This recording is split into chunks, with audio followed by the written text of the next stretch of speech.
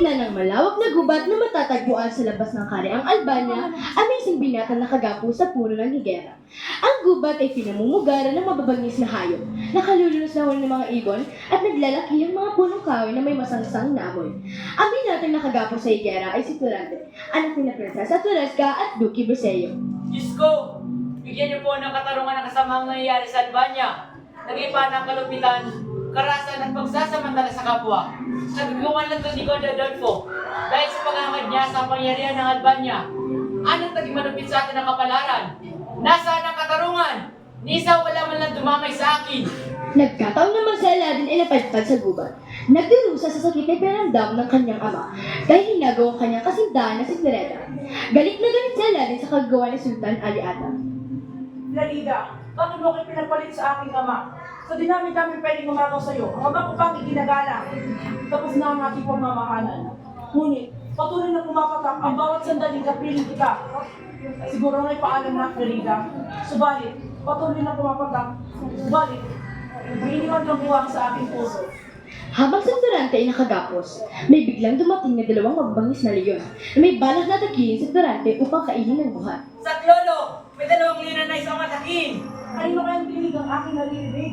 Nakita ni Aladdin si Turante na humingi ito ng saklol. Kaya, kagad niyang inatake ang dalawang leon upang ito ay pugutan ng ulo.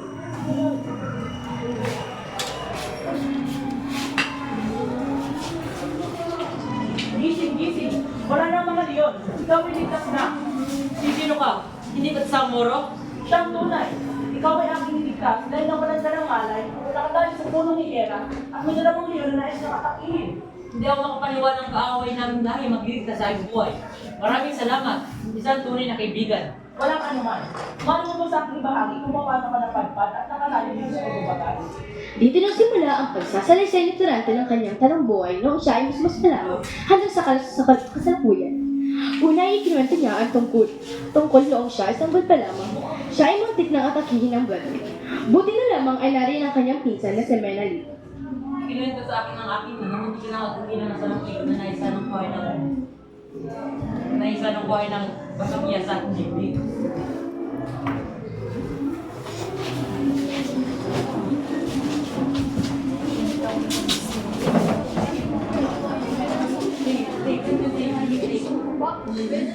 Oo, yan lang ang simpagan mo, Kim. Turante! Anak ko! Ako po ang basa sa Galerian. Mag-ingat ka, minalito. So, ano lang? Mag-ingat ka! Mabuti ka ng kalagayan. Salamat na lamang andito kami dahil kundi napawag ang aking anak. Halika't dalhin natin siya kay Duque Briseño. Sa paglipas ng panahon, si Turante ay nasa wastong gulang na upang sumuplas ng kanyang karunungan. Napagtanto ng kanyang ama na si Duque Briseño na siya ay pag-aralin sa Atenas. Turante anak, kailangan mo mag-aral sa atin natin pagmasa ng kakayahan at kalaman. Ano? Hindi maaari mag-aral si Turante sa Atenas. Ayaw ko siya muna sa aking piling. Paano siya ang aking ina? Bakit kung masakit na mawala siya Sila rin pa Turante? Ngunit, Sinari. kinakailangan din sila ng ito upang maranasan niya rin ang pagsubok na dapat imasusunan. 11 gulang na si Turante na pumasok sa Atenas at naging guro si Antenor.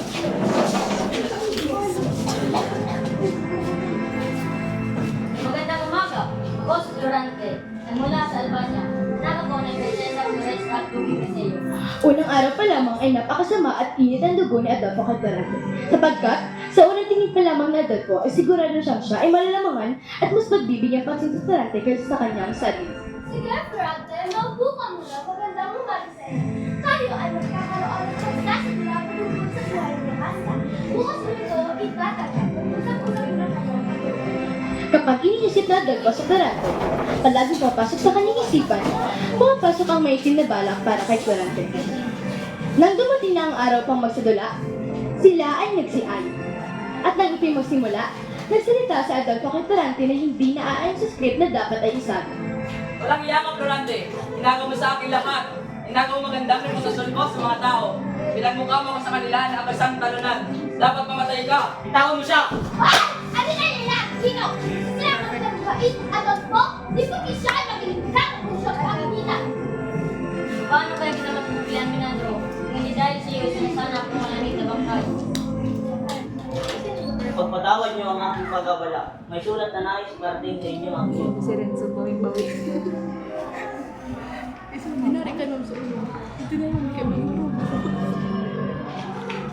Wala na ang aking minamahal na ina. At ganito, ang tadhana ay minsan maganda, minsan puno ng kataksilan.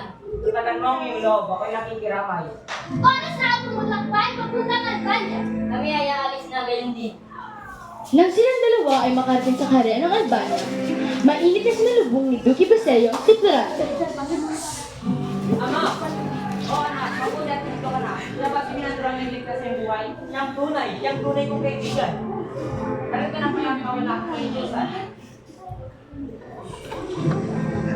Dahil sa iyo ay nanganak sa saryan. Ay di mo sa binayadaran sa mga. Hindi ka natulungan natin siya.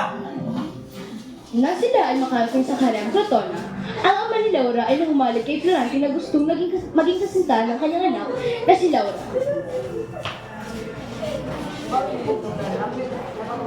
Siyang tunay. Narito ba na kayo, Ama?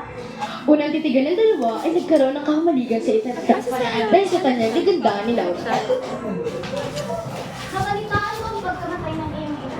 Ako'y nakikiraman. Nawala ang aking kalungkutan kay aking masilayan.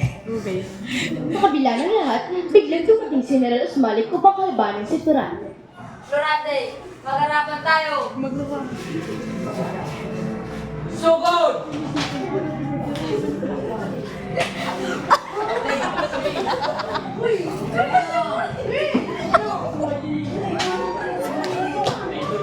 Sa kabila ng lahat, biglang dumating si General Osmalik upang kalabanin si Florante. Si Osmani. Harapin mo ako! Dahil ka nakaanda. Matagumpay niya napatay si General Osmalik.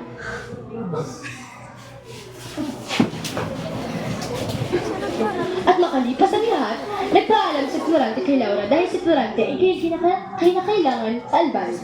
Ako'y kinakailangan sa aming tahanan dahil ang aming kaharian ay nangangani. Paalam, Florante. Nang si Florante ay makarating sa Albania, bumungad sa kanya ang iwalang magayway na bandila ng Persia na nakatayo malapit sa kanilang kaharian. Muli na naman siyang ipalaban dito. Tignan mo, bandila ng kalaban ng miniwagayway sa ating kaharian. Tubay na nangangulugan na nasabog ng Albania nung tayo nasa Crotona? Sandali, ikaw muna ay aming titignan. Walang alinlangan itakas si Menandro at Laura na bakit hindi pinasaman ang hukbo ni Florante. Yun pala ay nasa ilalim na ng patibong ni Florante sa kagwa ni Adolfo. Doon niya rin napagtanto na hindi pala si Duque Basello ang nagpadala ng iyak. Ito pala ay isang huwad na kagwa ni Adolfo. Nang si Florante ay makapasok sa Albania, agad siyang hinuli at gayon din ni Laura. Ano nangyari? Ba't yung kinuli? Hindi niyo ba nakilala? Tingnan ko kung sino kaawa sa ngayon, Grande. Dapat pagdosa ka, mga kawan, dalhin siya sa kagubatan at igapos ng may sa punong kahoy. Bahala ng mga leon ang kumain sa kanya. Ang kapal ng mukha mo, Adolfo, pagbabayaran mo lang mo ito. Nang si Florante ay iginapos sa kagubatan. Sa Adolfo naman ay masayang nagdiriwa dahil napasa sa kanya ni si Laura. Walang magawa si Laura dahil mamatay siya kung siya ay di tutupad sa usapan nila Laura. At din magtatapos ang pagsasalaysay ni Florante. Kaya tinanong naman ni Florante sa Latin kung bakit na rinapadpad sa kagubatan siya. Hindi ako lang pagkawad dahil Hindi nakatayo lang. Kapinaspas niya. Kapinaspas. Ikaw, maaari mo bang ikwento sa akin kung bakit tinapad ka dito sa kagubatan? Isinalaysay natin na din ang ilang bahagi ng kanyang kahapon kay Florante. Pati na rin ang dahilan kung bakit kinasusuklaman ni Aladdin si Sultan Ali Adam. ang aking namang kasawian ay dahil sa aking amang sultan na si Ali Adam. Inagaw niya ang aking mahal. Papakasalan ko sana ang aming mahal. Papakasalan ko, ngunit ito'y gusto rin pala ng aking ama. Nung ako'y nakabalik sa gera, sinalutong ako ng mga kawal upang ipakulong. Nung ako'y nakalabas, hindi na sana ako bumalik ng kaharian dahil ako'y papatayin. Samantala sa kabilang banda, sa kaharian ng Albania ay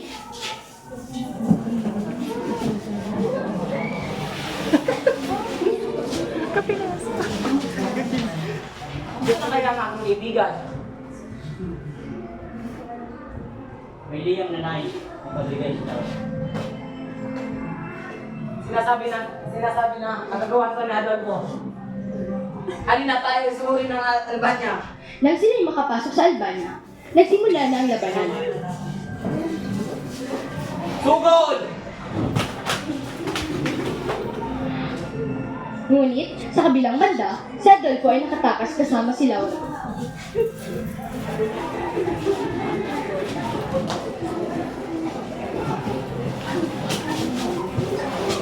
Bitawan mo ako, Adolfo! Isa kang halimaw! Ayun ay aking na lang.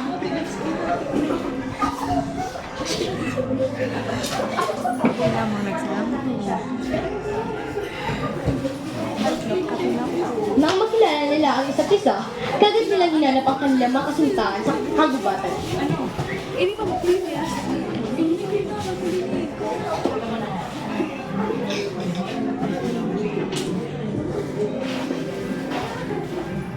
Salamat sa iyong pagligtas sa akin. Ngunit sino ka? Ako si Freda. Isintahan niya. Ngunit ginagawa ko ng Freda. Kaya ngayon, ako ay tumakas ng pagligtas. Hindi nila inaakala na kasintahan pala ng dalawang binata ang tinig na kanilang naririnig. Florante, nasaan ka? Aladdin, mahal ko! Kanino kaya tinig ang ating naririnig? Oo nga, mukhang boses ng aking kasintahan si Florida. Florante! Aladdin! Lubos na nanabag ang magkasintahan dahil nagkita silang muli at diyan nagsimula ang pagiging payapa sa kwento ng Florence at Laura. At diyan nagtatapos ang aming pagtatanggal.